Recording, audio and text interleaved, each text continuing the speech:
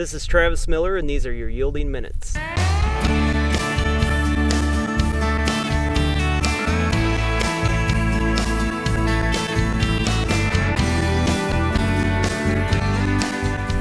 Today I want to talk to you about some starter fertilizer, and what I want to talk about is in the industry today, a lot of guys are not really high up on the use of starter fertilizer for the inconvenience that it brings to the table.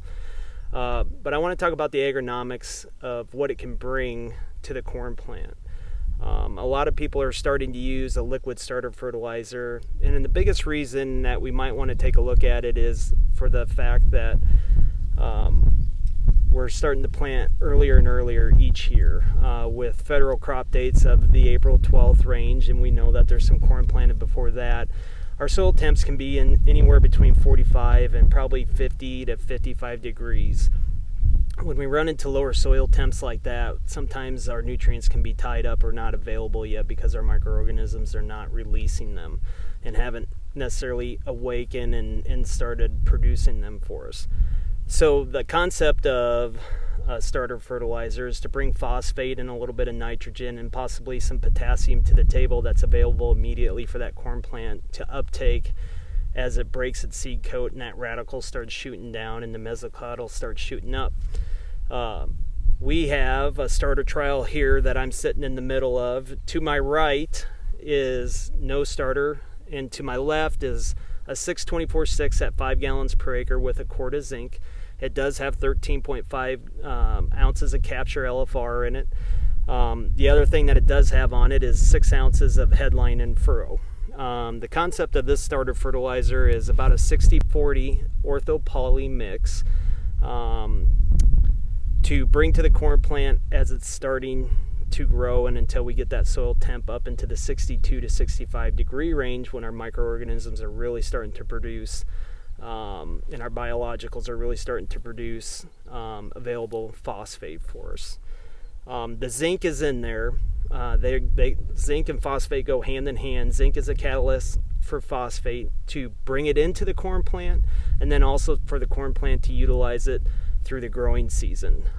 So we want to have, in this particular instance, we have a 9% EDTA chelated zinc. We feel that that's immediately available for the corn plant to uptake. There's no breakdown needed by any organisms or whatsoever, so the plant can uptake that and help be more efficient in that phosphorus uptake. The reason that we're going to do a headline trial on this is, again, the earlier season planting dates have brought many issues of root diseases.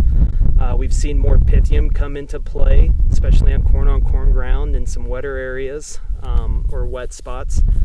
What we want to see is that headline and furrow to keep the funguses down a little bit, a healthier root system growing up. So then eventually in the backside, we've been seeing a lot of root diseases also, such as red root rot and fusarium. We feel like the plant's been weakened by that pythium up front to bring in those root diseases at tassel time and through maturity range to where we've had some plants die prematurely before black layer and obviously have devastating yield deficiencies there.